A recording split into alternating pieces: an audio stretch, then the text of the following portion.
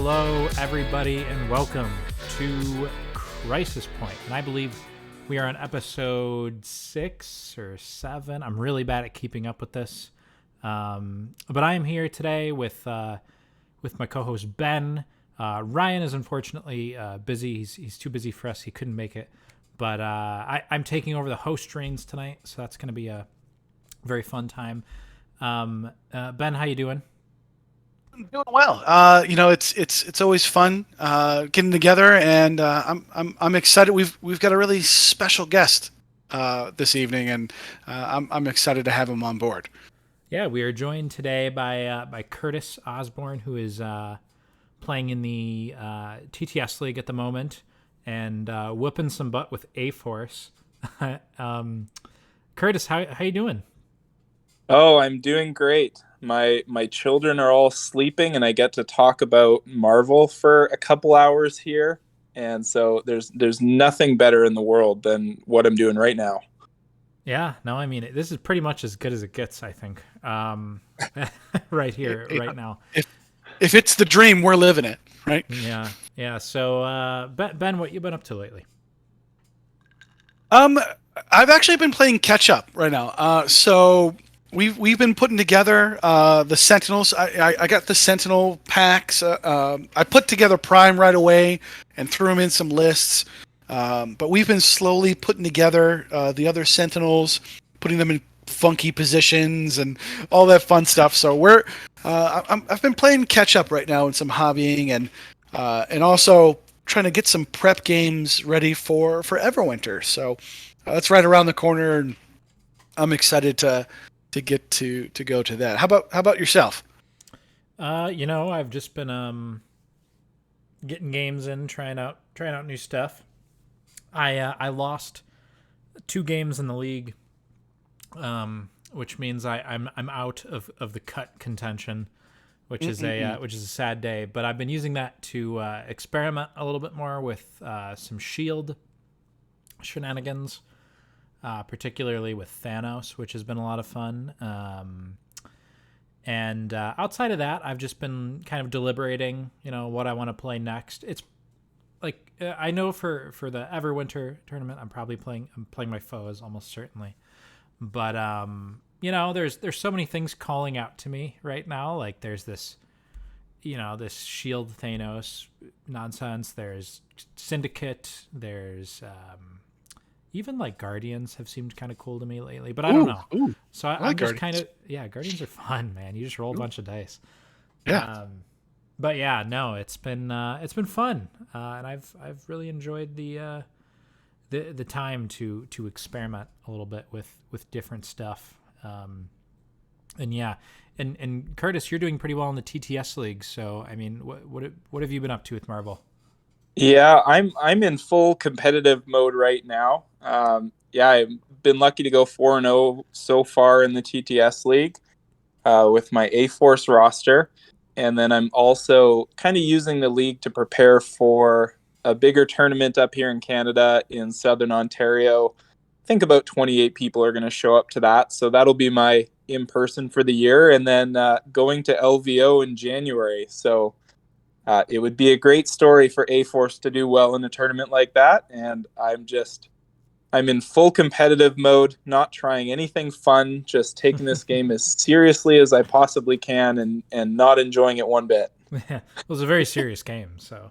Oh, yeah. Very, very serious, playing with our dolls and throwing dice at each other. And it's, yeah. Your plastic toys have been better than every other person's plastic toys. And we won't talk about our game of how you beat me up real bad, embarrassed me, and I'm still alive. I'm still technically alive in the league. My one loss is to our esteemed guest.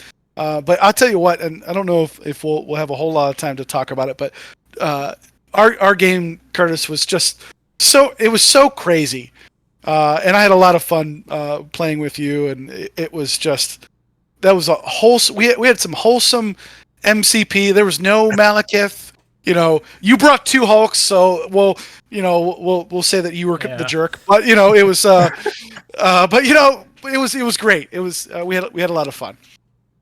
Yeah, I really enjoyed that game. It was it was a great time, and I was so close to having all of my people dead from your Brotherhood squad. It was a clencher, that's for sure. It was until clearly the most overpowered character in the game, the 2-cost Black Widow, dazing both Magneto and Scarlet Witch in one round. So I don't know if Curtis knows this. I don't know if you told Curtis, but I think it was like the day before that game. Yeah. Ben and I had a conversation where I was saying, "Man, I've really been liking Widow lately. I think I might start like trying to force her into my lists more." And what was it you said, Ben? You said she's not that great though. She's hot trash. I believe is the word that or the sentence that I said. She's hot trash, and next thing you know, she slaps Magneto and Scarlet Witch, and I cried. It was good. I cried Magneto tears. It was great. Yeah. So that's that. I guess that's what we've all been up to. Yeah. Though the league has been not kind to me this season. I'm 3-2 though, so I mean it's not really that bad as far as bouncing back. Cuts. Yeah. I hope that they do the Redemption League again. That would be cool to play in. Mm-hmm. It would be a travesty having to figure out what I actually want to play for it though, because I've just been all over the place. But anyway. I think we have a segment that we need to do. We just have to get it out of the way right now. The one and only, the only reason anybody tunes in these days, Splash Mountain. Splash Mountain. This is the dream. So last week we did Drax, and who, great character, easily top 100 character. Easy, I would say. Easy. And we figured some stuff out for Drax. But Curtis, are you ready for Splash Mountain? I am so ready for this. All right, I'm gonna spin the wheel, guys. All right, it's spinning. Okay. What do this we is got? This is the anticipation. Oh no way. Okay, all right. It almost landed on War Machine. We have Captain Marvel, which is actually perfect because we have Curtis here who plays A-Force. Granted, you have to think of something that is not A-Force for this one. But Captain Marvel. So, all right. I think everybody knows Captain Marvel. She's in the core box. She is a 4-threat character. 3/4/3 defense. She is, she's got some power dilemmas, and I think that's kind of what holds her back from getting seen a bit more. So, but does anybody want to go first, or should I go first? I believe in you. You got this. I stalled for you last time, so you got this. You stall for me this time. I have to stall for you. Well, yeah. Captain Marvel. So I guess to start, she is affiliated with A-Force and Avengers, so those are non-options here. As far as her kit goes, she is a proud holder of a size 4 medium throw character or terrain, which is always really great. And she's got energy absorption, which is a pretty cool passive ability where if you attack her with energy, she can stop you with wilds and get power for it. And then she's got binary form, which just costs a bunch of power and makes her kind of a beast for a whole turn and a half, maybe, like until her next activation. I honestly, Captain Marvel. This is a lot of pressure here. I don't know if you know. I hate going first. I'm just like thinking in my head, what exactly do I want Captain Marvel to be doing? She can fly. She's immune to incinerate and poison. Oh, geez. I can go if you want, Shane. Please go, because I'm struggling here. Bail us out. Bail us out, Curtis. I want to go first because if one of you takes mine, I am in trouble because no matter what came up, I was going with A-Force, and you threw a curveball at me today. So I'm going to go with S.H.I.E.L.D. Okay. All right.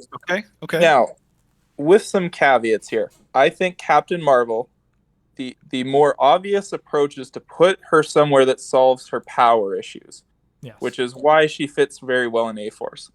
But I think in S.H.I.E.L.D., she has the ability to sit back in her kind of gunline style role there, where she can get into binary form and get her range 4 energy attacks with full rerolls off.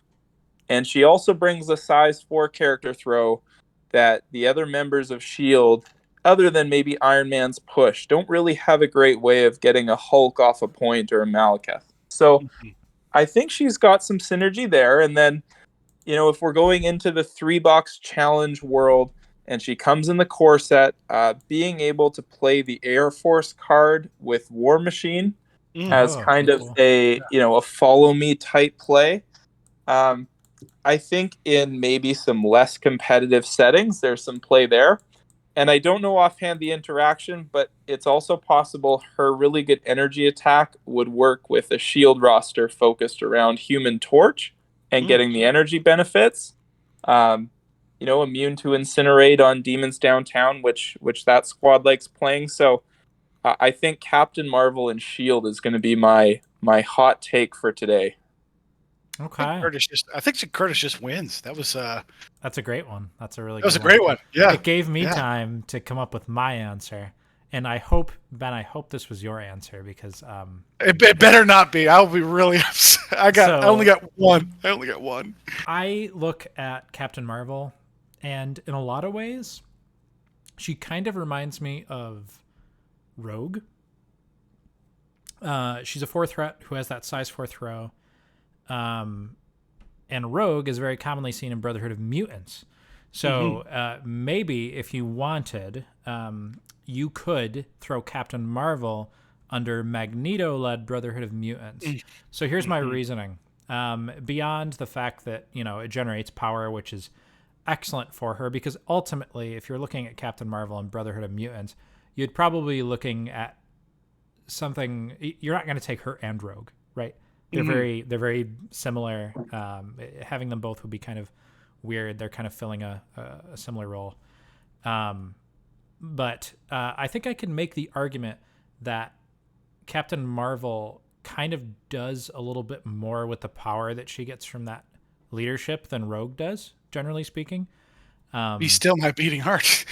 And well, just because of binary form, like a Captain Marvel sitting with 4 power is probably going to get a little bit more done than a Rogue with 4 power. Maybe I'm wrong about that, but on top of that, I mean, Brotherhood of Mutants Magneto, she has a size 4 terrain throw that throws medium. She fits right in there, and most Magneto forces are going to have a Juggernaut. And one thing about Juggernaut is that he's worst. Generally speaking, on his healthy side as well, he's worst against energy, and having a Captain Marvel there to kind of deploy across from some of these heavy energy attackers could be pretty interesting, because I do know that Rogue is also not great against energy. Granted, she does have that damage reduction, so not that Carol is going to be that tanky, but I do think there's some interesting approaches with Captain Marvel in Brotherhood of Mutants, just with the big throw, using that power to get that binary form online, kind of taking advantage of the enemy probably wanting to stack energy at certain parts of the board. So yeah, that's my take here. So now, Ben, what do you think? Well, I like it. Anytime we just talk about Magneto on the podcast is a win for me, right? So yes, I think that's a great one. But hear me out. Are you ready? I'm going Dormammu. Oh, I'm going Dormammu, mainly for the exact reason that Curtis mentioned earlier. It solves some of her power problem without really having to take extra steps, which is nice. And with Dormammu, it's really fun where you can really just splish splash person that you want, and have a lot of fun with Dormammu. What I also really like about Captain Marvel working alongside Dormammu is it actually gives a really wonderful sacrifice play into Carol, because she is, if you're going to get attacked by an energy attack, you can sacrifice that. If it's targeting Dormammu, go into Carol instead and really feeding her while also helping out Dormammu. So I really like Carol in Dormammu. Also because you mentioned Magneto, and that was going to be my pick. So, I knew it. So yeah, no, I do like Dormammu. I think that would be a good solution. Yeah, Dormammu gives quite a bit of power, and she spends it really quickly. So yeah, she can spend it. So hopefully she's Yeah. not hurting herself. yeah, if you ever have too much power, just pop binary form and throw something in. You're good. Yep, problem solved. And she's got a great spender too. I think Rocket Punch is cool. Yep. Anyway, so I guess that concludes Splash Mountain here today. A really fun one. We keep just getting all-star characters here for this. I think we went Daredevil, Drax, Captain Marvel. Captain Marvel's probably the... I don't want to go down that rabbit hole. She's probably one of the better characters we've gotten. Not that, and she doesn't get splashed really, so... I guess I would probably... I would say, yeah, her update has definitely helped her a whole bunch. I think we've seen a little bit more splashing of Captain Marvel than we did originally, because, like I said, her binary form being 5 cost originally, out of the core box, was just too much for a lot of teams, at that state of the game. So her update, I think, has allowed her to see a lot more play. And then, of course, A-Force coming. She's great. And actually, I think, we saw this when we talked to folks like Matt Alex, who have been taking Captain Marvel as an anti-Malekith piece. I mean, Kurtis, you had mentioned, she's pretty good at dealing with the Malekith problem as well. Yeah, I think A-Force is her best home, and I'm devastated that I didn't get to say A-Force for Splash Mountain, but I'll move on. It's okay. But go ahead. Well, we know A-Force is her true home, so it's we just need to find a home away from home. That's all. Yeah. So, Kurtis, is Captain Marvel in your current A-Force roster? No, she's not. Oh. Oh, come on. Is she like, I'm guessing that would mean she's probably like an 11th or 12th choice, maybe. Yeah, she is in almost every A-Force roster that I've played. We'll talk about it later. I'm going a bit of a different direction with them, kind of experimenting in a new way to play them that seems to be working well. And she just doesn't really have a home in that. But she's pretty much a staple as the only 4-threat affiliated flyer to Special Delivery She-Hulk, and gets pretty nasty having 2 size 4 character throws with power generation leadership to get it going. So that style is very effective. Yeah, that checks out. I'm sad to hear that she's not part of your 10 right now, but I guess I understand. So I guess let's move on to our next topic, which is we're going to talk a little bit about some Weapon X stuff before we get to the main bit of our conversation here. Because first of all, since the last episode, Sabretooth has been revealed to us, and all of the Weapon X cards got leaked. It wasn't even like an official reveal. They just kind of somebody just posted them. Just oopsie. Yeah, oopsie daisy. So that's kind of interesting. Anyway, so I guess we can talk about... Let's start with Sabretooth, and then we'll go to the cards, because Sabretooth, I think, got posted a little bit more recently than the cards. So, Ben, do you want to start talking about Sabretooth a little bit? Do I ever? I love Sabretooth. And to be specific, Sabretooth, the apex predator. Sabretooth, the apex predator, is a 4-threat, just like his other version, Sabretooth.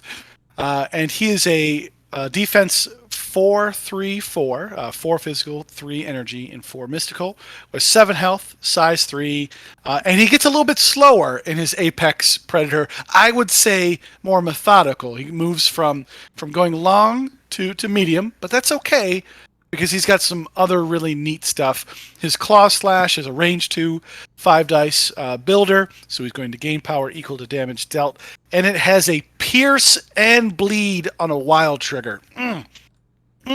Just love it. And he gets better just the more you go down this card. I love it. And I also love the picture on the card. His spender attack is a 2-cost spender, guys. It's a 2-cost spender, range 3, 6 dice, pierce and bleed, and hear me out, he gets to place himself 1 after the attack. I just love it so much. It's just so amazing. And his superpowers, he has Catch Runt. Catch Runt, 3-cost superpower that he can throw enemy characters size 3 or less and throw medium. Throws medium. He has a Primal Pounce, 3-cost, where he throws himself medium, where he can collide. And if he collides into a terrain feature or a character, he does not suffer damage. The only weird superpower that he has, in my opinion, is his last one, which is Stop Squealing and Die. It's a 4-cost superpower that if he spends that 4 power, he can add 3 dice to either his builder attack, Claw Slash, or his spender attack, Bloodthirsty Onslaught. And as Sabretooth does, he has Healing Factor. And I believe the only change on his backside is he goes from 7 health to 6 health. I think so, yeah.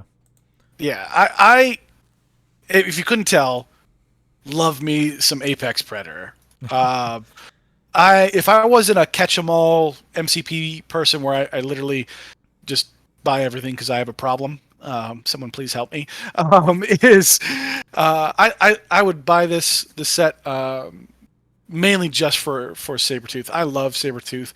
I will tell you, he is in my 10 Brotherhood. Just the second I saw this card, I slapped him in my 10. Who cares about all of this power that people have been complaining about? He won't ever have the power for anything. Magneto says, throw a couple things, and you've got the power for days. I love Sabretooth. I think he's going to be a great 4 threat is going to be surprisingly fast. I've seen a couple comments that people are upset that he's lost his long move. But his placement after a range 3 attack is amazing, alongside being able to throw himself medium. Come on. I just love Sabretooth. I'm going to have a lot of fun with Sabretooth. It's cool to see another size 3 like pounce from a medium size 3 pounce. Because Injured Goblin was the only one that can do that. And I keep seeing people say that this is the first time we've seen this, but that is not true. Injured Goblin. Yeah, crazy Goblin. Everybody forgets about Injured Goblin. But no, I mean, I think he's pretty good. I don't know if I share the same level of enthusiasm for Sabretooth as you do, Ben. But, I mean, I love what he is able to do with power. I do have slight concerns that it might take him a little bit to ramp up in the early game, maybe. But I think ultimately he's probably going to see a lot of play as a 4 threat attrition piece. Kind of just a straight attrition piece, really. So I mean, he's competing with like Killmonger, Gamora, the other Logan now. And kind of that's where I think you have to measure him up against. I don't know if he's going to get going as early as those characters can, other than like a Killmonger. I'd say he's probably, on the same level there. But once he gets power, like you said, there's a lot that you can do here. I mean, he basically has a superpower that says, if you have too much power, here you go, have some extra dice. And that's about it. The pounce is amazing. Once he gets that pounce online, I think his his kit is just so, and I don't know. And I say he's a pure attrition piece, but he does have, a character throw, which is odd. It's French kiss. it's just a character throw. It's not a terrain throw, which I think is Medusa the only other one that has that, where it's only a character. There's a couple characters who just have characters. I can't name them all off the top. I can't name one, but Let me double Curtis, check. what do you think? While Ben looks. Yeah, I think it's funny that we just talked about Captain Marvel, because playing Captain Marvel, often you have to decide, are you going to do her spender that staggers someone? Are you going to throw a size 4? Or are you going to go into binary form? And I think what's interesting about Sabretooth is he's got a very strong control ability with his ability to throw a size 3 character medium. Mm-hmm. He's got a very strong mobility ability where he can pounce medium. If he wants to go medium 3 times in a turn, he can. And then he also has a really strong damage ability that's like She-Hulk's, that adds dice. And isn't affected into a Malekith by the no reroll clause. He just straight up adds dice, gets to count crits. And what I find is a character like this, you're not going to be able to do everything, but because he has that mobility, control, and damage, I think he's going to be really effective at doing whatever he needs on that turn, even if it's only one of the things on the card. The other thing I can see is if he starts a turn with 3 power and he's able to pounce into someone and then do his builder a couple times, if he can daze that character and finish his turn with all the power he got from the builder, I think that's how you're going to see his power refreshing every turn and getting going. But I think realistically, he's going to probably do one of those superpowers every turn, but it's going to be the one that's the most impactful, whether it's scoring points or moving across the board or just going into someone with a lot of dice. Yeah, no, for sure. And I mean, it is interesting how, like you were mentioning how Captain Marvel, who is another character with, another 4-threat character with power issues, is kind of making like these tough choices of which of my expensive things do I want to do. Whereas Victor is, if he has 3 power, he can pounce onto you, and suddenly he's in range now to builder you, and the power he's getting from getting a double builder off is maybe giving him the power to get his throw off or his spender. And so he can kind of, just having 3 power is a huge thing for this character because it enables him to get in and hit you and get the power that he needs to do his other cool things. And on top of it all, he has healing factor, which 7/6 for his health. So 13 total with healing factor. He is very good. He's got mobility. He's got control. He hits like a truck. Yeah, I mean it's hard to say anything bad about this character, and we're gonna get into it. He has an amazing tactics card too. So yeah, a lot to love. Ben, did you find another character throw? Just character throw? No, I did not. It's just Medusa, Goblin, and now Sabretooth. Or not? Oh, sorry. That's the Pounce. It's just Medusa and Sabretooth. Wow. So, super random. Why can't he throw like a car? well, so hear me out. This is what I love about his character throw.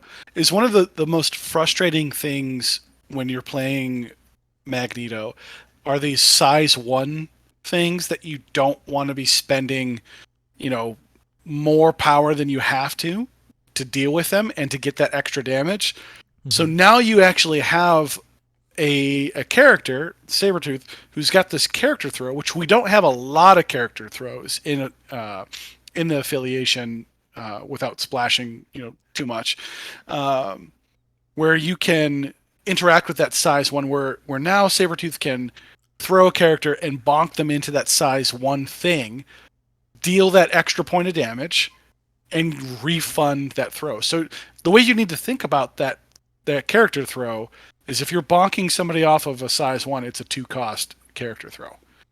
Yeah. And that's what I love about it. Hear me out. Magneto, Juggernaut, Rogue, Sabretooth. At 19 points. I have Sabretooth pounce online on turn 1. That's a lot. Because Juggernaut runs into something. Magneto walks up, throws something. Now already Pounce is online, ready to rock and roll. I mean, if you can get Pounce online turn 1, there's no doubt he's going to contribute early on. It's going to be great. I love it. And honestly, it's funny that like we're talking about how good he seems. It's noteworthy that, you know, he can't throw terrain, but we don't care. Yeah, we don't. So much good stuff. Yeah, it's and you can deal with that pesky size 1 stuff that you don't want. I don't want to spend 3 power off of Scarlet Witch to throw a size 1. I don't mind spending 3 power off of Sabretooth to throw some jerk into a size 1 thing to break it, and I love it. I'm a happy camper. All those Sabretooth, all my Brotherhood folks who are hating on this Sabretooth, you're wrong. Magneto is disappointed. There's always room for mutants in the Brotherhood. Anybody hating on the Sabretooth? I have not seen that. There have been a couple of my dare I say weak in the faith Brotherhood members. Okay. Who have been doubting in the Sabretooth Apex Predator, and I'm telling you, he's going to be great in Brotherhood. He's probably, I will say, for those listening, he will I will be surprised if he's affiliated. He shouldn't be affiliated. No, he won't be. There's no way. It would be weird if he's affiliated and Logan is not affiliated with X-Men. He'll probably only be Weapon X, right? I can't imagine. That's what it but that's what it should be. But even then, we know he's a Brotherhood member at heart. We know. Well, moving on to other Weapon X related things, we have 6 cards here that were leaked, and I'm just gonna. Well, first of all, I mean, one of them is exceptional healing. So yeah, we can skip that. But we have the leadership here. So I'm just going to read that really quick and we can talk a little bit about it. It's an interesting leadership, to say the least. So it's called, Are You Sure You... Well, the leadership isn't called that, but it's a tactic card. The tactic card is called, Are You Sure You Want to Remember? It is... so after deployment, Laura Kinney or James Logan Howlett may play this card. The character that played this card gains 3 memory tokens and the following leadership ability. It was you. So leadership is called It Was You. So when an allied Weapon X character is targeted by an attack, you may remove 1 memory token from this character. If it does, it adds 2 dice to its defense roll. Then, after the attack is resolved, if no damage was suffered as a result of the attack, the allied character may advance short towards the attacking character. Additionally, when an allied character is dazed or KO'd by an enemy effect, this character gains a memory token, and this character may have a maximum of 3. Whew. So, that's a lot of words. I'm winded. And so X-23 or Logan. I mean, I guess it's... I don't think Wolverine is going to be affiliated, but it says James Logan Howlett. It's probably just Logan. Let's not read into that. Not that it matters. But yeah, so what do we think? It's a lot. Yeah, you go. You start. Yeah, I think that this might be better than a lot of people are giving it credit for. I would have to feel it out on the table and get a sense for it. But I think this maybe is not an every game card, but it does a couple things for some of these affiliated members that's probably helpful. One thing I saw on some of the discords was it can help with the weakness to Mystic for a lot of the Weapon X characters.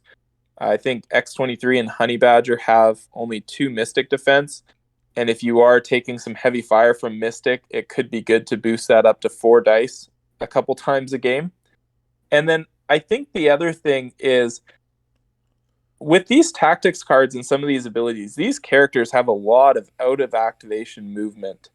And if I was attacking into one of these characters not on a point, I would be really hesitant to put dice into them if I knew they had the ability to add dice and potentially move small if no damage was done.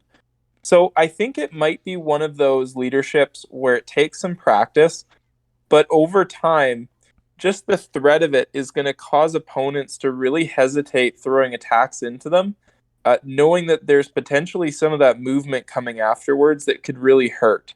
And I don't know if it's worth the tactic card spot or not. I don't love that it's not like the convocation one, but I can definitely see some potential play for this, and it'll be one of those cards that could either be terrible or awesome depending on how it actually is on the table. Yeah, Ben, what do you think? Yeah, well, we got a practice game in with Weapon X. Was it yesterday? I think it was, Shane. And Yeah, the last couple days. Yeah, last couple days. And I brought this card with Logan as my is my leader. And Kurtis, that was generally my thought process as well. I think it's an interesting design feature. I guess we'll say that, that we're seeing affiliations who are taking up some, or leaderships, I should say, that are taking up tactic card spots that are just kind of like okay-ish, right? Like the first of the Black Order is interesting. I don't know if it's great, or worthy of a tactic card spot, the ever coveted tactic card spot. But I will say, in the one game that we've played and some of the theory crafting, it makes some of these characters that are a little bit more vulnerable surprisingly tanky. X-23 was able to survive probably a little bit more than she should have after getting incinerated by Cable, and it kind of comes down into a dice game, and you're exactly right, Kurtis, where the threat of now a pretty fast character is just even faster. And people I think are going to learn really quickly, especially with the Logan and also Sabretooth, these abilities where they can place themselves after the attack is going to make these guys way faster than they appear on their actual cards. That was what we saw in our game. The couple of times I've played with Logan a couple of times since they've revealed him, and the dude is hopping all over the place. And I love that about him. So I think you're right. I don't know if I bring it every game, especially if you get matched up, in some poor matches, like the heavy Mystic. God forbid if you're a Weapon X player and you're running into Convocation, you're just going to be sad, right? So yeah, that's my thought. So one thing I really don't like about this, outside of the obvious that it takes up a tactic card slot, which is brutal, there are certain teams that, and I guess, you could argue that this kind of, it's sort of like the Miles leadership, and that its main goal is offering extra survivability. This is adding defense dice, which is a little different. But like, say you're playing against like this, I guess the Miles leadership stuff with Web Warriors, like that's very much a control team. Whereas I feel like if you're playing Web Warriors, you're not going to run into many other teams that are out controlling you, right? Mm-hmm. Whereas I think Weapon X is going to be a very mobile attrition team, more so than a control team. So you can actually, I guess the point that I'm getting to is you can run into teams that are going to be able to win games against you by control methods rather than attrition, and are therefore not going to be relying on, rolling dice and getting good dice results like through attacking you. And in those situations, the leadership is not super helpful because it's only coming through when you're getting attacked, and there's limitations on it on top of that. Does this make sense what I'm saying? Yeah, and that's maybe, because being an A-Force player primarily, I have a leadership that really you only benefit from when your opponent does damage to you. And there might be some benefits of having a tactics card leadership, but if you're in a matchup where your opponent isn't going to be attacking you a lot, then you just don't have to take the card. So rather than being hamstrung to an affiliation that's completely reliant on a leader where you only have one of them in your roster, then maybe that's where this affiliation has to pivot from cards like exceptional healing or this leadership to more of those hunting down cards that allow them to put their attrition in place when they're, against those more scenario oriented teams. Yeah, and I think they have enough cards here already that playing them leaderless is not, outrageous like it is for some other teams. Yeah, it's a good point. So I don't hate it at all. I don't hate that approach. The card is definitely a bit weird because innately you kind of don't have agency. If anything, the place where I would want to use this, I know you guys were talking about like filling like weaknesses, like with the mystic situations for Logan. I'd be really tempted to use this against like if your opponent ever throws out like a really weak attack, like a 4 dice attack, to take your defense from 4 to 6 against that, just to like really hammer in the possibility that, you might not take any damage and you might actually get this advance off. That's kind of interesting to me. Like if I'm playing Mysterio again, like I'm trying to hit Sabretooth, who has 4 mystic defense, and he uses a memory token, so I'm rolling 4 dice against his 6, and I need to do damage to him to get my trigger off. And if I don't do damage to him, not only am I not getting that off, but he gets to move towards me. And it's just like, that can get pretty rough. But I know a lot of people, probably see this and they want to save their memory tokens for, the big Malekith attack when he comes charging in and ruining your day, but which is also valid. That's just a thought that I had. Yeah. No. I think both are make a lot of sense. I think that's the flexibility of the card. But I hadn't thought about it, Curtis, what you had mentioned, of just this gives you some freedom in that you can actually flex away from it, unlike the situation that you've had, in a couple of your games where you're like, oh, I guess I'm stuck with with this leadership, and people can really work around it. Where as a astute Weapon X player, you can be aware of what your matchup is and kind of move away from it. So that's an interesting take. I didn't actually think about that. So next up, we've got Call the Pack, which is another Weapon X card. Is a reactive card. So when an allied Weapon X character removes damage from itself, it may spend 2 power to play this card. The character that played this card advances short. Then all allied characters within 3 of it may advance short towards the character that played this card. So there's a lot of movement shenanigans here, on top of the characters already being kind of fast on their own right. So when you remove damage, which is happening very frequently, I don't know if you've noticed, but these characters all have healing factor. And I don't know if you're going to be running like I don't know. Maybe people play Wong or something, or they're, more realistically, maybe they're running Patch Up. But it's not even really necessary because you've got your healing factor stuff. And you're going to have a lot of opportunities to trigger this. And it's kind of like, it's like an Avengers Assemble or to me, my X-Men. But what I like about it is first of all, only the character that is healing is paying the 2 power, and all allied characters within 3 of it can then make a move, even though only 2 power was spent. And it's not just Weapon X characters that can also move after the person that played the card. It's any allied characters. So really interesting there. I do like that. It relies on you removing damage from yourself. So I mean, I'm sure there's going to be shenanigans here, but yeah, I like it, and it gives you another move, and it, on top of maybe you just moved twice and you were hurt, and then you healing factor and play this card, and then you move again, and then other people move again. And your allied characters moving the allied characters that within 3 of you happen after you make that first short advance.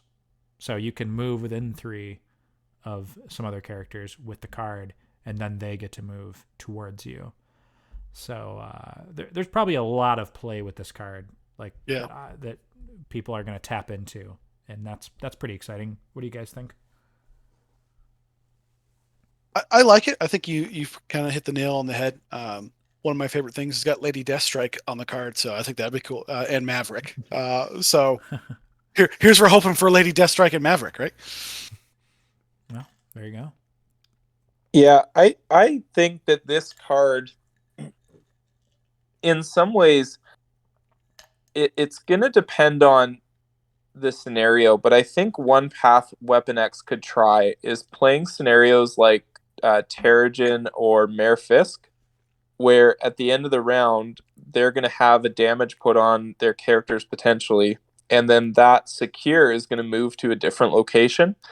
And there might be some play on something like this, or cubes, where it does damage as well at the end of the turn, where your Weapon X characters are going to be able to activate first, have a damage on it from the scenario, and be able to do their turn, heal the damage, and then bring all of their allied characters that are around onto the new location of the Terrigen Mist or the Fisk portals there.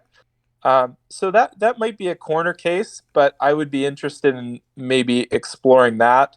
Same thing with something like Intrusions as a secure. Again, it's that map C where you're forcing the fight in the middle, and if they go through a portal, they can take a damage from that secure and then be guaranteed to have a damage that'll get healed up at the end of the turn. But I just think, this just really contributes to that out of activation movement, getting something like Honey Badger positioned in the right spot where she can taunt or, reduce their dice. I just think there's going to be some plays with this. I really wish it didn't cost 2 power, because on turn 1, it would be really cool to play no matter the cost and have a bunch of characters. Yeah, I mean, if there were a bunch of characters hiding on a back gamma point, and on your last activation, you could, no matter the cost, move to the middle and then bring all of them forward to flood the middle on that point. I think that would be really cool. So maybe there's some jank to go on there, but overall, I think it just contributes to their out of activation movement, and they might be able to take advantage of some of the scenarios or secures they want to run to guarantee some damage on them to start their turns. Yeah, I agree. I mean, it's unfortunately, because I thought about no matter the cost as well, and kind of went through that same thought process. It doesn't look like it's going to be hard to pull off turn 1 shenanigans with this card, which I know a lot of people love doing turn 1 shenanigans with cards like this. And it looks like it's going to be more of a mid-game, back pocket, super, like, not super, but like situational big play moment. But it certainly looks like it has the potential to be a major impactful tactic card, which is very exciting. Ben, did you want to add anything about Call the Pack before we go to the next one? Yeah, no, I think, as Kurtis was saying, like I said, Gamma, Demons, Intrusions, those central located crises. What's the plural Crises. of it? Crises. Crises. will be interesting. I also think maybe we transition to the next card with the Dossier. It gives them some movement to kind of go get that, which I think both the leadership and this Call of the Pack help you get to the Dossier a little bit faster, which I think is going to be a big kind of secondary objective for the Weapon X teams. Do you want to do the dossier? Do you want to go over that? Yeah. I actually this is one of my favorite things about the whole affiliation. And this is another lots of words, so bear with me.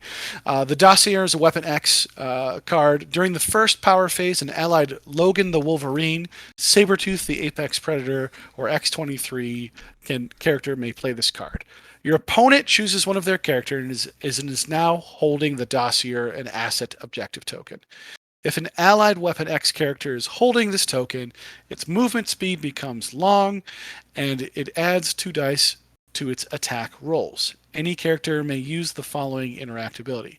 Pick up this token. Additionally, the character that played this card gains the superpower shown below, called Give Me That. When the attacking character holding the Dossier token, this character may modify or re-roll skull results and may re-roll any number of attack dice. At the start of this character's activation, if there is an enemy character holding the Dossier token within 2 of this character must its character's first action must be an attack action against this character if able. It is a lot. In summary, Logan the Wolverine, Sabretooth the Apex Predator, or X-23 can get kind of a secondary passive ability called Give Me That against a character that is holding the Dossier. However, any Weapon X member holding the Dossier can get an additional benefit of moving long and adding 2 dice to its attack roll. I think this is a neat card. It does get very interesting. Your opponent gets to place the Dossier on one of their own characters, so they can kind of mitigate against the person who played this card. I think it's really fun. I actually love this card, really just for the flavor of what Weapon X is trying to do. You know, if it's some sort of secret or they're trying to get their memory back or whatever. In Shane and I's practice game, we had a hilarious moment. Shane had the unfortunate pleasure of playing X-Force. That was his choice, though, not mine. And his Cable, at one time was holding the Dossier, Chimichangas, and a Montesi book. So he just had all of the extra things, and I loved it. It was hilarious. When he died, it was like it's like when you're playing Sonic and like you step on a spike and all the coins come out. It's just a nice little loot pinata. Just all the loot just popped out. So I think it's pretty cool. And my goal that game was to kind of force Cable to either you head towards Logan, who I played the Dossier card off of, and knowing that he's going to come get you, or go towards the rest of my team who can still kind of gain the benefit as their Weapon X affiliated. So I think it's interesting. I think the balance with the team is going to kind of revolve. I think Logan's a great character, and but we're seeing some tactic cards and kind of some mentality of everybody rushing together, staying together, and Logan loses the on the hunt ability, and potentially can hurt other people. So it's, I think that'll be an interesting dance with Weapon X. But I like this card. Yeah, I was gonna say I think Dossier, if you're using it, I think Logan is the best character to put it on. I think he's gonna have the least trouble getting around the board quickly and kind of getting onto that character.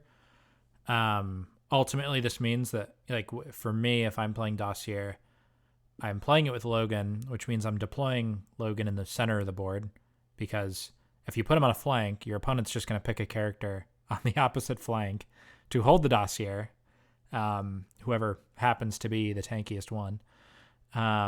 But either way, you know, that's not always the tankiest character on the enemy team, or sometimes the enemy team doesn't have a big tanky character.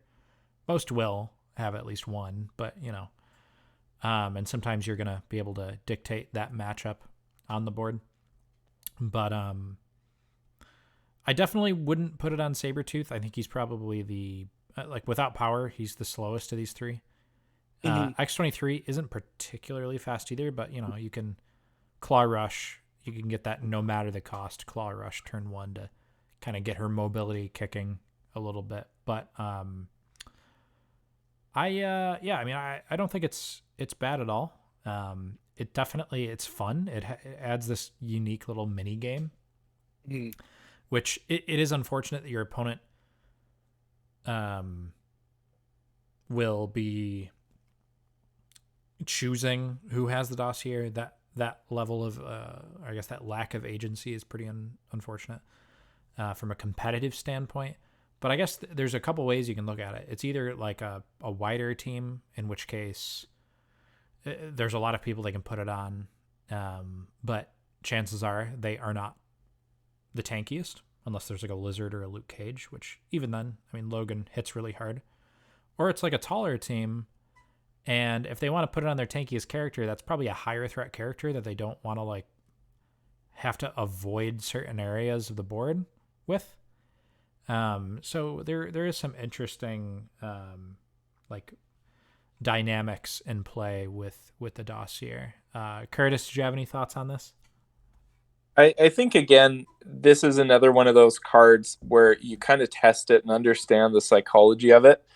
Because if an opponent gets really afraid of the character who has the dossier getting killed and giving, you know, Wolverine or whoever that ability, if this card read, you know, your opponent has to play 2 threat down because they're going to put it on their weakest character and run to the corner in fear, then that's a great card, right?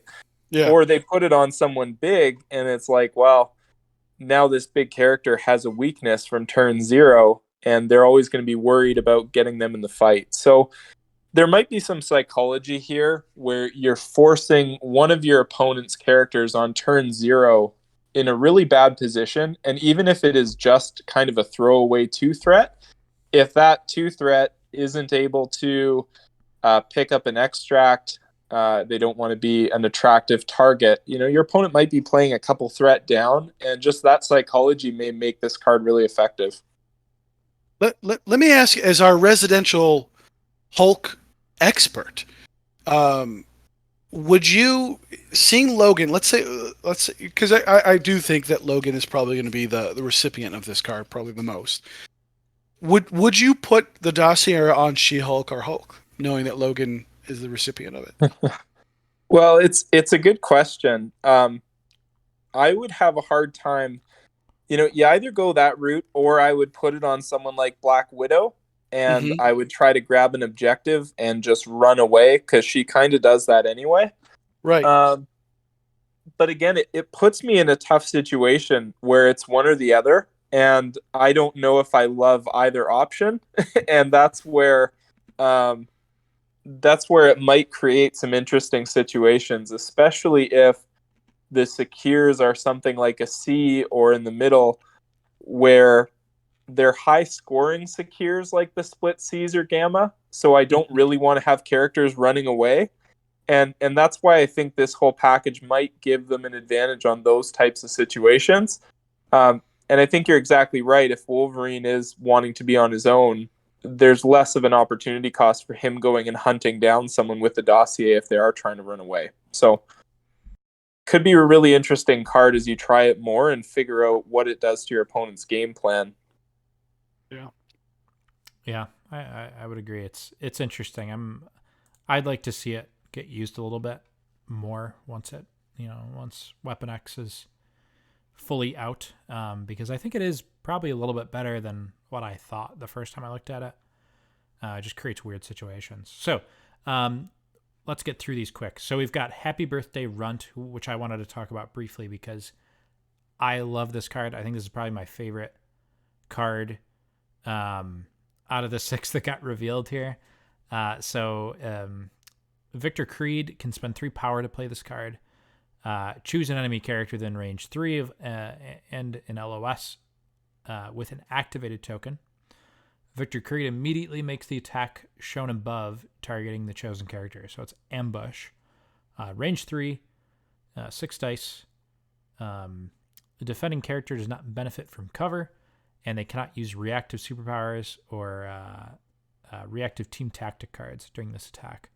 And then if it targets Logan, that he drops all of his objectives that he's holding. That part is flavor, whatever. But really, it's an extra attack that, first of all, doesn't use an action. Granted, it's, you have to attack somebody with an activated token, so it's not that easy. But also, it doesn't have to be done during Sabretooth's turn. So you can attack somebody, and then later in the turn, if there's somebody within 3 of him with an activated token, Sabretooth can smack him. So, and also, am I wrong, or can this be? It can be used by both, yeah, because it's just Victor Creed. Yeah, it's just the Victor other Creed. And it's an unaffiliated card, so you can use it elsewhere. And I will say, playing Cassandra Nova and using Mental Domination a lot, not that this is as good as that, but having the ability to get 3 attacks off and an activation with a character is just so big. And I think for Sabretooth, who hits so hard already, having this extra attack just kind of in your back pocket. They can't use reactive powers, like no defensive tech is getting involved here other than like passive defensive tech. I think this is really good. I'm a huge fan of this, and I think anybody that is playing Sabretooth or, Victor, I guess either Sabretooth, I should say, is probably going to start using this card. At least I would. I don't know what you guys think, but that's I'm really high on this. Ben, you want to go first? Yeah, so this is probably one of the cards that I'm probably not going to run in my Brotherhood Sabretooth, for either Sabretooth, to be honest. Boo. I know. You're wrong. Yeah, You're wrong. I know. Yeah. I know. And I'll just say that's because there's just too many other good tactic cards that this doesn't wow me enough to replace one of the other on my 10. So it's not bad. Probably Weapon X. Like if I'm doing a Weapon X roster, it might see the roster. But if I'm taking either Sabretooth in my Brotherhood team, I'm not going to be playing this card. Oh my god, it's so good. It's so good. I know. Come on, Curtis, back me up here. You think it's good, don't you? I mean, I think in an affiliation that has a ton of out of activation movement, having out of activation attacks on top of that gets pretty nuts. And I can imagine playing this even with original Sabretooth on turns where an opponent attacks into them. You can do the aggressive and, attack into them again, and then play a card like this. I mean, it could really discourage opponents from trying to go into them with the amount of attacks original Sabretooth could get. But even with this one, again, just if you're on different parts of the board and you want to have influence in all these different areas, it could allow turns on these split Cs or D maps or B maps where if you have priority, you can attack on one side, but if there's a character with 1 damage on the other that you want to finish off so they can't counterattack you on the opposite side, you have a card like this that doesn't really have a lot of options to stop it. So I think it could be really, really effective in certain game plans for sure. Mm-hmm. I also think it's interesting that you can just have Sabretooth within, covering range 3 of an objective that he's not on. And even if you moved him early, for the rest of the turn, you have to think about this card if you want to put anybody on that objective. Mm-hmm. And you have to think about this card if you're going to attack Sabretooth, say he doesn't have the power for it. So I mean, I don't know. I think it's pretty interesting. So let's not stick on it too much because we have to finish these cards up here. There's one left. There's got to get some air. So this is an unaffiliated reactive card. When any character ends an advance or is placed within range 2 of an allied Logan, after the effect is resolved, Logan can play this card. Logan advances his speed away from the character that triggered this attack. This effect. He may not contest objective tokens this round. So I really like this. I think it's pretty good. First of all, it's any character. It's not just enemy character. So you can use this as like a spider tracker sort of thing to like get away from somebody that wants to hit you. It doesn't cost power. And on top of that, it's like you can actually use it as a way, first of all, to get Logan away from his friends. The fact that it doesn't cost power means like, say you move Logan up to grab like an objective or something. Two things are now in play if you have this card. If the enemy Malekith on the other side of the board wants to now, charge you, the second he ends that move, you can use Gotta Get Some Air and walk away with that objective that you're holding. Or you can have one of your friends walk up behind Logan, and depending on the angle that you walk within 2 of him, he can then walk away a different direction, still holding that objective token. So I think this is the turn 1 shenanigan play that the other cards kind of were lacking. Kurtis, I'll start with you. What do you think? Yeah, I think the flexibility of it is really cool, and there's going to be a lot of different ways to take advantage of it. I like when I think about wanting to put Logan out on his own and maybe contest one flank while you're trying to win the other. It just gives him another card on top of exceptional healing to potentially keep him safe defensively when he's there by himself, which I think is really strong. And again, with some of those other movement shenanigans that he gets, maybe it combos with after he goes to the corner and gets a dossier off somebody that helps him get back in the fight quicker. There's lots of things that I think you can get out of this, and extra movement is always a big bonus. So I think it's a great card that will be stapled to him most of the time. Yeah. No, I mean, and it makes sense that you can't contest objective tokens after using it, because there could be some crazy like slingshot plays with this card if that clause wasn't there. But I still think there are ways to enable his aggression with Gotta Get Some Air. So you can still slingshot him into crazy, directions. But I don't know. This is a pretty interesting card. Ben, what do you think? One of the things that I know that you were talking about for some time was about that middle extract grab. And this, as you were mentioning, keeps Logan safe, right? So now here's a character that's in affiliation with Weapon X that you're going to be able to run and grab that middle extract, knowing that Logan is going to be safe. From a range 2 Malekith charge, or some other charge that's going to end within 2 from him. So I think that's what I like about it. It kind of keeps him safe. I also do like the idea that you had mentioned that you can actually get kind of cheeky and end someone within range 2 behind him and actually slingshot him forward, maybe towards the end of the round. And now that's it's an extra free medium move, plus his range 3 attack that's going to teleport him, and now that person, as Kurtis was saying, that's got the dossier that's all the way in the back. Now he's right on top of him. So I think that's pretty cool. Yeah, I like this card a lot. Yeah, I like it a lot too. I think we're gonna see some cool plays with it for sure. And the fact that it's free, it's like, I don't know, that's really nice. This is like some Brotherhood stuff here. Right? We just get random free cards. I don't know about all that, but but anyway, we should probably move on. Let's wrap up the cards now. That's our Weapon X tactic card and Sabretooth breakdown. That went on a little longer than I anticipated.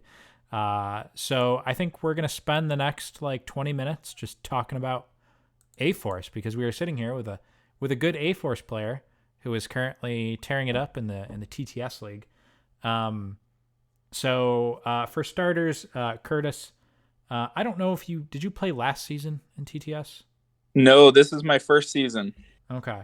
So how long have you been playing Marvel Crisis Protocol? I've been playing for basically a year now.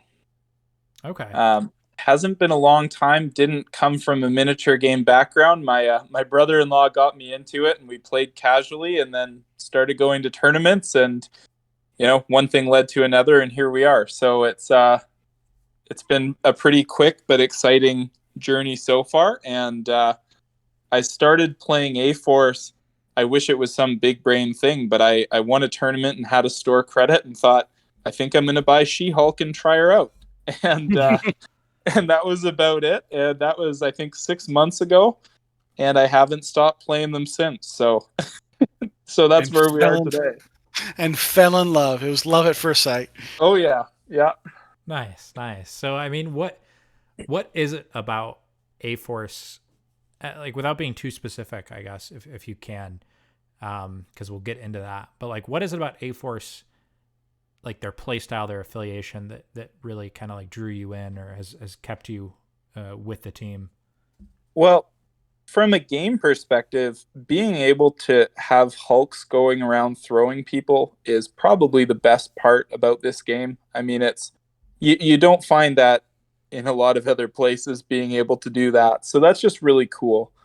I have a play style that I like to be quite defensive, and then have a lot of control options to be able to throw people around and get them off points and win without having to rely on dice. Because I think, in this game, if you have to rely on dice to win games, often they betray you, and having guaranteed card effects is really, really valuable to me. And so when you go down the list of A-Force characters, I mean, She-Hulk, Captain Marvel, Medusa, Storm, Valkyrie, a lot of these characters have guaranteed character throws that are then funded by a leadership, where if teams are attacking into them, all you're doing is fueling their control. And so those are some of the bigger reasons, and some of the other ones are just their tactics cards are pretty awesome. They have a drop-off for She-Hulk and special delivery, and they have like a full turn Indomitable where none of the characters who are affiliated can be pushed or thrown.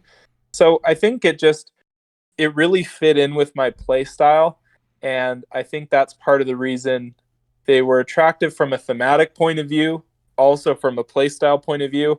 And then lastly, they weren't competitive in the meta. And so there's something about taking something a bit unexpected that, as a newer player, I don't think I'm going to have any advantage playing Avengers against people who've been playing them for 2 years longer than I have. So I wanted to pick something that was maybe a bit unexpected, but still could be very competitive at a high level. And that's what I'm trying to do right now. Hey, I can really, I kind of resonate with what you're saying there with the, you're not going to become the top Cabal player, right? I mean, I guess Cabal is different because they have a new leadership, but Avengers is a great example. Like overnight, I guess, against these people that have been playing since release, just pounding Steve games or Sam games for over a year now, and kind of picking up something unexpected. I can relate to that a little bit. And so do you think, I mean, there was a big meta shift. There was the big rotation with all the tactic cards. And then there was, about a month after that, there was the release of Malekith. Do you think these changes have been a positive thing for A-Force? And I guess we'll talk about first the tactic card change before Malekith was out. How did you react to the big rotation? Yeah, it's a good question. I mean, the rotation, I think overall I think it was good for A-Force, because cards like Special Delivery and Stalwart Determination are quite strong. And so, yes, maybe losing a field dressing on Hulk, sometimes that can hurt. But I think as I've played it out, it's a net positive.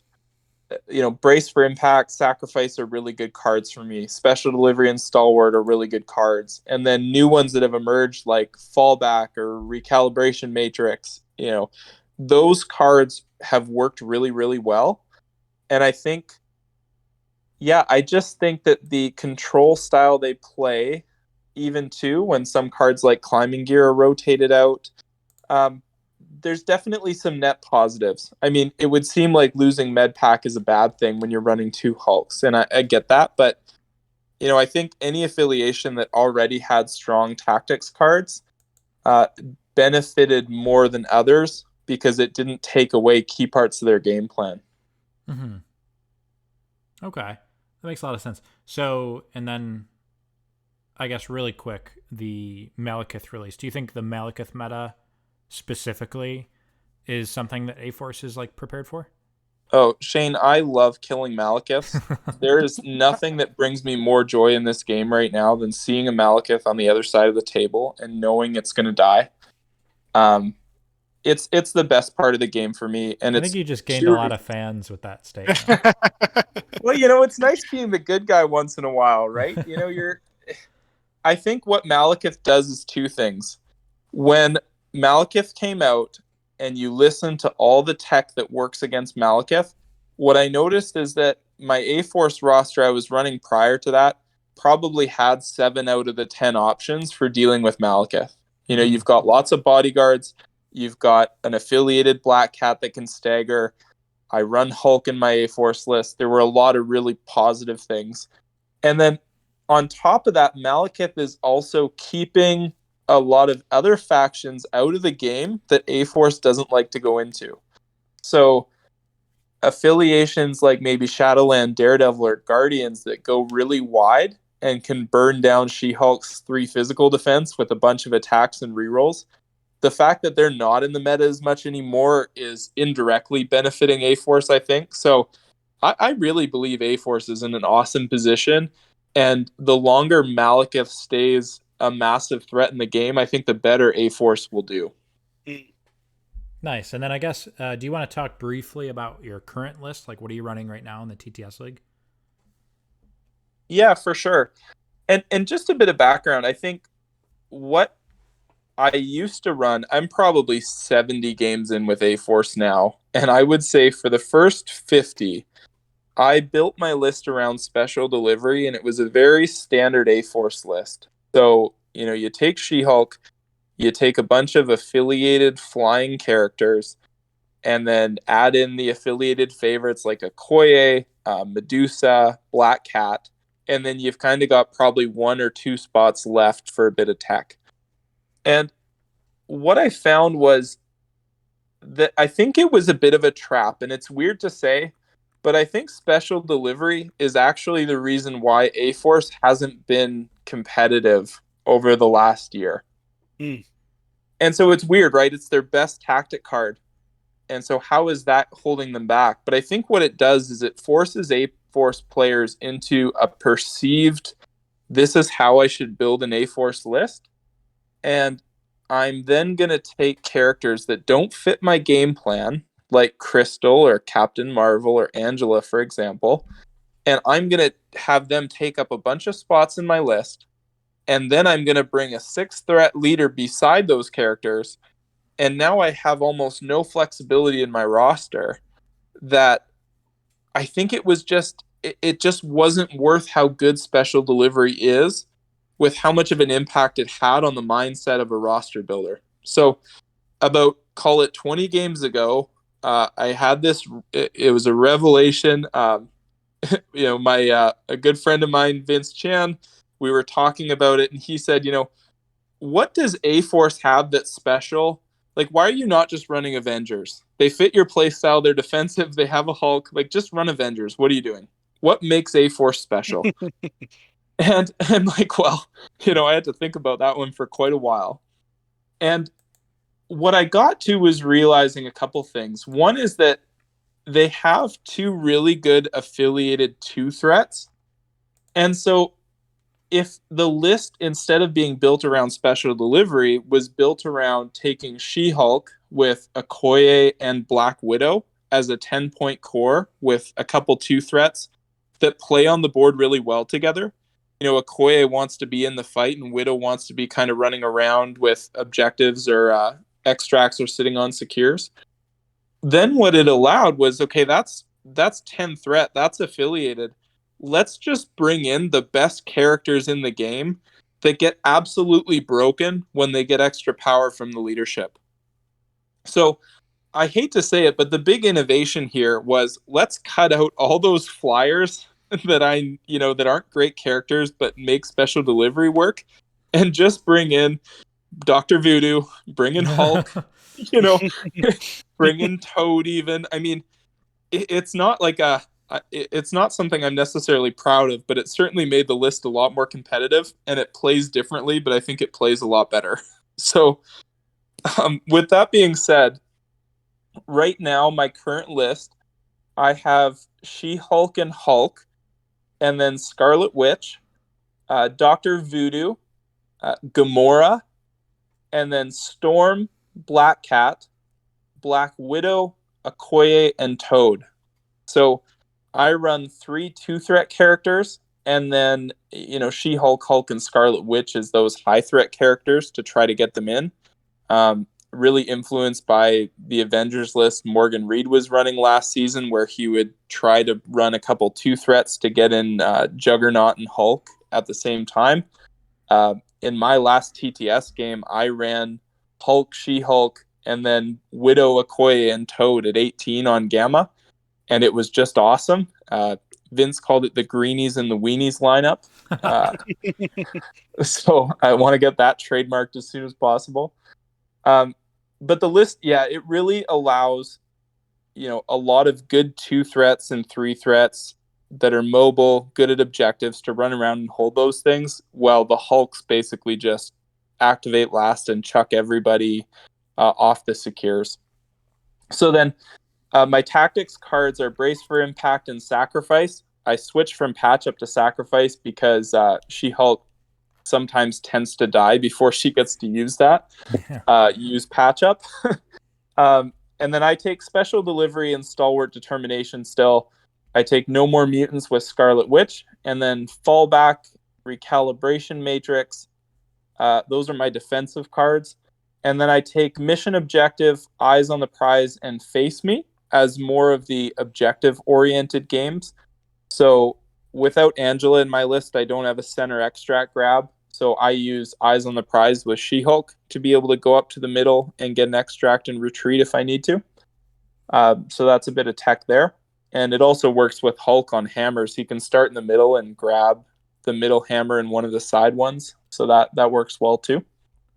And then finally for secures and extracts, the ones I always take for secures are Gamma Waves and Deadly Meteors. I think they're A-Force's best ones by far. And then right now I'm running Intrusions, open across city as Seals Collapse at 19 threat. But you could certainly run Scoundrels, Terrigen Clouds, or Spider Infected, or other common A-Force secures. And then for extracts, I run Research Station, Fear Grips, or Hammers. And then I'm running Alien Ship Crashes Downtown, which for a while was Montesi formula. And I've also run Legacy Virus as well in this list. So in the TTS season where the rosters aren't fixed, I do tweak that third secure and third extract depending on the matchup for what I think might be most beneficial into my opponent. Okay. Ben, did you have a question that you wanted to tag in for? Yeah. Well, one of the things that needs to be said, Kurtis and I met one beautiful day on the Looking for Game channel when I was testing my mean winter guard list, or what I thought was my mean winter guard list. You remember this, Kurtis? Oh yeah, the Malekith across the table that you apologized for before the game. I yes, felt very bad about it. I felt dirty, but I said, I was prepping for some thoughts, and I said, Winter Guard with Malekith. I thought this was a great idea. And Curtis, do you want to tell our good listeners how that ended for me? Yeah, Malekith was KO'd on turn 2. He got aggressive going after an Angela and was met with 2 Hulks in round 1, followed by 2 Hulks again in round 2. She-Hulk has that ability to add dice to her builder or spender equal to the size of the character she's punching. And so a couple 11 dice punches into Malekith plus a size 4 terrain throw can burn him down pretty quickly. Yeah. More specifically, that first 11 die attack did. Do you remember how much damage that attack did on that first one? What was it, like 6 or 7 or 8? It was a lot. Oh, I can tell you exactly what it is. It was 10 out of 10. That was, and Curtis and I have spoken. I've not run Malekith since. And Curtis hit me so hard that I've never played with Malekith again. So, and I'm thankful for it, Curtis. Thank you for hitting that kitty out of my brain. But one less Malekith in the world. Well, one less Malekith. Yes. Yeah. I've said all along, if we want to solve the Malekith problem in the game, the rule should be if your Malekith dies on the table, you're never allowed to bring him again. Right. That's exactly it. Yeah, he just gets KO'd. You can never bring him. Well, so I bring that story up, one, because it's amazing, and we just had a lot of fun and there was lots of laughs. But I want you, if you can you just talk a little bit about how you deal with the boogeyman, right? Of maybe not just a Malekith, but maybe other Hulks that you see across the board. Because I really thought in that game, your positioning and how you really formed, your kind of your strategy was the most unique thing I've seen anyone do to deal with Malekith. Can you talk about that?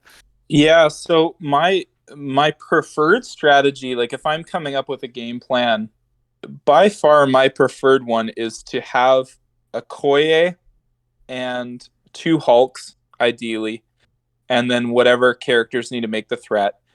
And on a scenario like Gamma, like a map E, a Koye can kind of stand between the back secure and the middle and end up being able to protect all of the characters who are contesting the middle and all of the characters who are contesting the back point. And what that does is it makes the opponent's first attacks typically go into a Koye, and there's nothing worse for a Malekith than having priority and knowing that you're going to daze a 2 threat out of the deal. On map C, and I think we were playing on intrusions at the time, but it works on Deadly Meteors as well, is a Koye can stand in the middle of the center point and one of the outside points. And then if you can imagine, the Hulks are on kind of the inside part of the outside point, and they can basically have Hulks on the middle point and outside point, with a Koye being able to bodyguard both again. And so the positioning on map C and map E, where a Koye can be in the middle of everyone in a big ball and bodyguard them, it really puts my opponents in an awkward position where when they have priority, they know they're going into a Koye. Usually that does something there. And if they try to get around that by throwing a Koye, I can bring cards like Fallback or Sacrifice that can divert attacks or pull people back into a Koye's bodyguard range. Basically, I'm just trying to create this defensive ball that makes my opponent's first activation really useless. And then I can activate last with one of my Hulks, and they can basically displace anyone.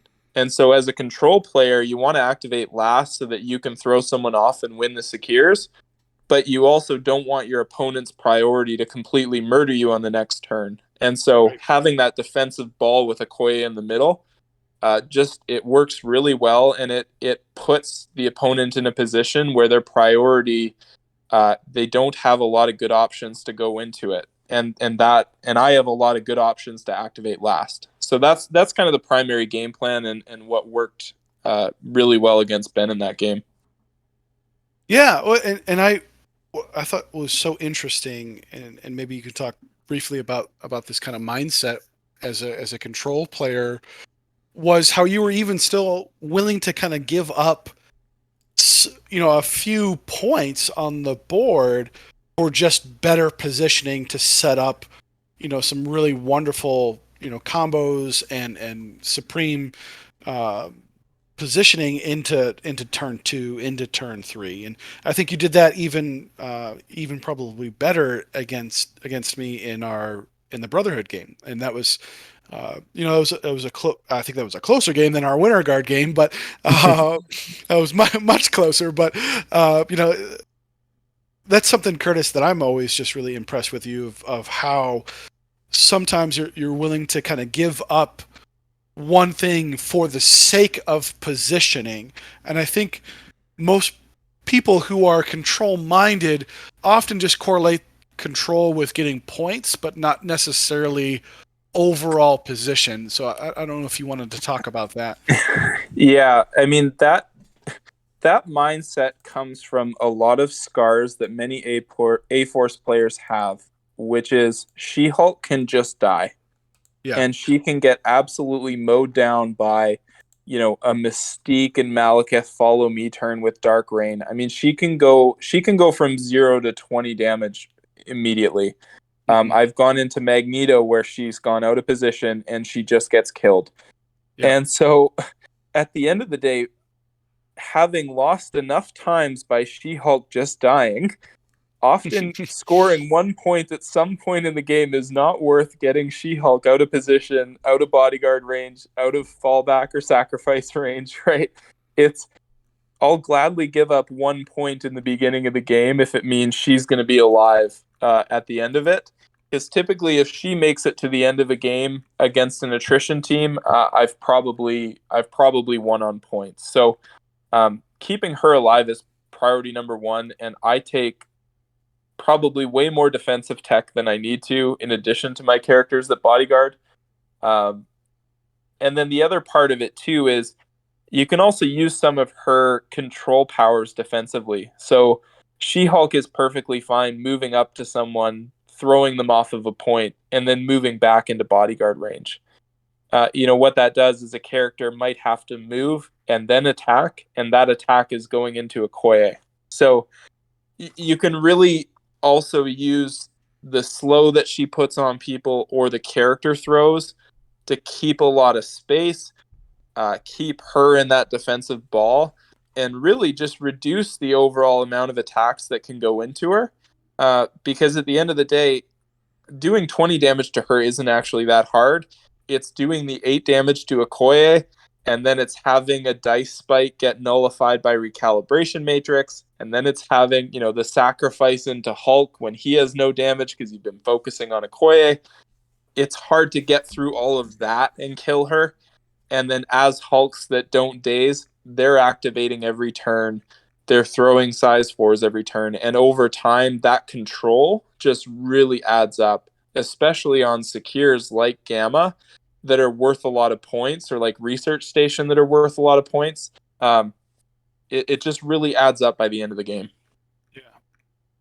Yeah. Well, like I said, I think you bring a really wonderful new vision to A Force. I've been so impressed. I've watched all your games, this season that you've been able to stream, and I've been able to play with you a couple times. I'm rooting for you, bud, and I'm real proud of you. Like I said, it's exciting to see you play.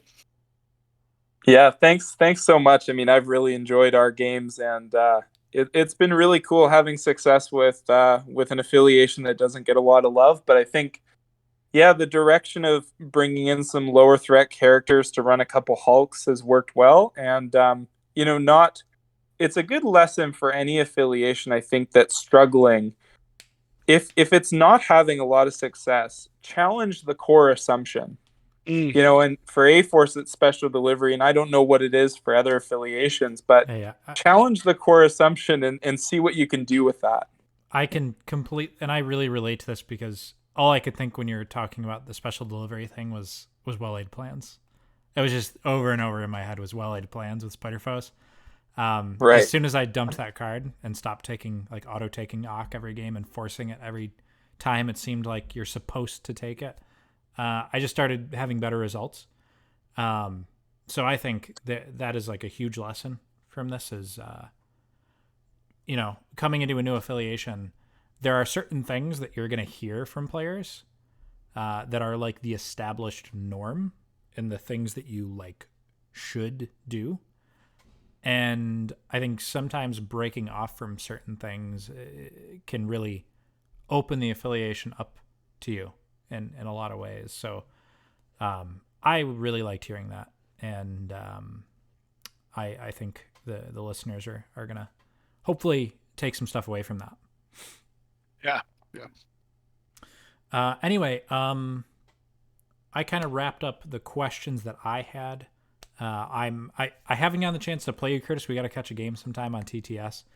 I would love to see some of this elite A Force in action. Although I have seen it, I just haven't played against it, and it looks terrifying. So I don't know how much I do want to play against it, but you seem like you'd be a fun opponent. I mean, Ben, did you have anything else you wanted to ask before we, got closer to the end here? Kurtis, come down to Everwinter, man. Come down to Boston. Join us in Boston. I will say Boston is closer than Las Vegas. So yeah, it is much closer. And it's a Las Vegas qualifier, so maybe you get, I don't know if you already have one or not, but maybe you can come and win and then you don't have to pay for your ticket, although you probably already have. But I qualified. Yeah, in my second tournament, I qualified for LVO at one of the local tournaments here. Okay. And that was like, for me, that was a really big push to try to get good at the game. Because I thought, if I can go to Vegas playing this silly game and, my wife can come with me and we can ditch our 3 kids with the grandparents for 5 days, that would just be hilarious. And it ended up coming true, and we're going to do it in January. And I just wanted to be as competitive as possible before then. So I've been putting in the reps and trying to make it happen. Yeah, I'll be rooting for you. Yes. Yeah, you've got 2 fans over here, so we're rooting for you, bud. Awesome. Well, that's very nice of both of you, and I definitely love to get a game in, Shane. Absolutely. I mean, I do envy you a little bit that hearing you talk about how, like, you were hearing people say the good answers to Malekith and realizing you have so many of them in your affiliation. I had like the opposite at the time where I was like, I'm looking at foes and I'm like, I don't have any of these things. What the heck do I do? But no, I mean, I think I agree. I mean, even early on, people are saying, "Oh yeah, She-Hulk is a solid piece," and it would make sense that, the further you look at A-Force, the more answers you can kind of find in there. But yeah, Ben, anything else? No, I'm good. Just Vince, if Vince is listening to this, or Kurtis, just tell Vince, just let me win. Just let me win, and then we'll be good. I don't think I've beat a Canadian in like years. It feels like I just can't. I can't beat Canadians. I don't know what it is. So, did you have any plugs you wanted to do? No, you know what? I think I've become a regular now on Blackfire Productions battle reports. So if you want to check out Blackfire Productions YouTube page, Adam does some awesome battle reports on there that I got to actually learn the game watching the battle reports, and then I learned that Adam lived 20 minutes away from me, and I had no idea. So, it's been very cool coming full circle, being able to play on those, and try to teach some people who are new to the game to see a more casual play style and not just watch Voodoo and Black Cat and Hulk come every game. But I'm also embracing the competitive side right now and realizing that sometimes just don't overthink it and throw Voodoo in the list. And he does a lot of crazy things with 10 power and A-Force. It gets absurd when you can double possess and pick up extracts and throw people off points. It's pretty nuts. So, I'm just looking to break the game with an affiliation that doesn't get a lot of love, and I've had a lot of fun doing it and encourage everybody else, put the reps in with an affiliation and challenge some assumptions and kind of see what you can come up with. It's pretty rewarding getting through it and getting some success with it. So I've had a lot of fun doing it and want to continue that. I can second. I just want to second Blackfire Games. I mean, like I said, Adam does a great job, and I've been a big fan of his, and I think he's easily got the best battle reports on YouTube. So, yeah, go watch him, and watch Kurtis. I think you're on there twice now, right? So. Yeah, on there twice. We'll be a third soon. And if you want to watch what happens when She-Hulk play goes wrong, there's a great video where I play A-Force and get absolutely mauled by Magneto. So it prepared me well for my game against Ben in the TTS League, thankfully. But now it's... Hated it. Hated it. I mean, I loved it and then hated it. It was awesome. That's it for me. I'm done. All right. Well, as always, thank you again, Kurtis, for coming on and joining us tonight. This was a wonderful chat. For everybody listening, give us a rating on wherever you're listening to us. Give us a subscribe if it's on YouTube. This has been a really fun chat. And, we're going to sign off now. This is Shane and Ben, joined by Kurtis, saying goodnight.